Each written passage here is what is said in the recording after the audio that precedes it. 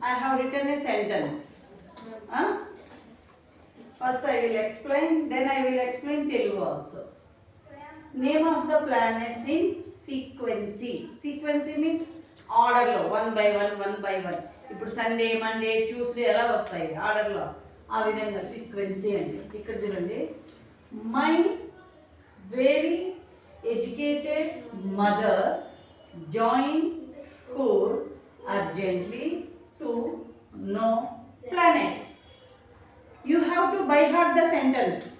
ఈ సెంటెన్స్ని మీరు నోటికి నేర్చేసుకోవాలా, అర్థమవుతుందా? My very educated mother join school urgently to know planets. బాగా చదువుకున్న మా అమ్మ స్కూల్లో జాయిన్ అయింది ప్లానెట్స్ గురించి తెలుసుకోవాలని. బాగా చదివిన మా అమ్మ ఏం చేసింది, అర్జెంట్గా స్కూల్లోకి జాయిన్ అయిపోయింది. ఎందుకు? ప్లానెట్స్ గురించి తెలుసుకోవాలి అని. ఈ సెంటెన్స్ గుర్తుపెట్టుకోవాలి. ప్రతి సెంటెన్స్కి చూడండి, ఒక్క లెటర్ నేను డిఫరెంట్ కలర్లో రాసిన, అవునా లేదా? మై అంటే ఎం, వెరీ అంటే వి, ఎడ్యుకేటెడ్ అంటే ఈ, మదర్ అంటే ఎం, జాయిన్డ్ అంటే జే, స్కూల్ అంటే ఎస్, అర్జెంట్లీ అంటే యు, ఇక్కడ సెకండ్ లెటర్ నో అంటే ఎన్, పి అంటే ప్లానెట్స్.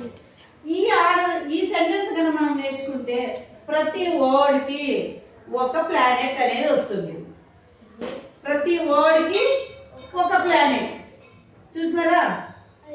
ఎం, వి, ఈ, ఎం, జే, ఎస్, యు, ఎన్, పి. ఇప్పుడు ఈ ప్లానెట్ను ఎవరు చెప్పడం లేదు, ఇది చిన్నగా ఉంది నన్ను. హౌ మెనీ ప్లానెట్స్ అంటే ఇవే చెప్తారు, 8 చెప్తారు. ముందు 9 చెప్పేవాళ్ళు, ఇప్పుడు ఇదే చెప్తారు. ఒకసారి చెప్పండి. My very educated mother join school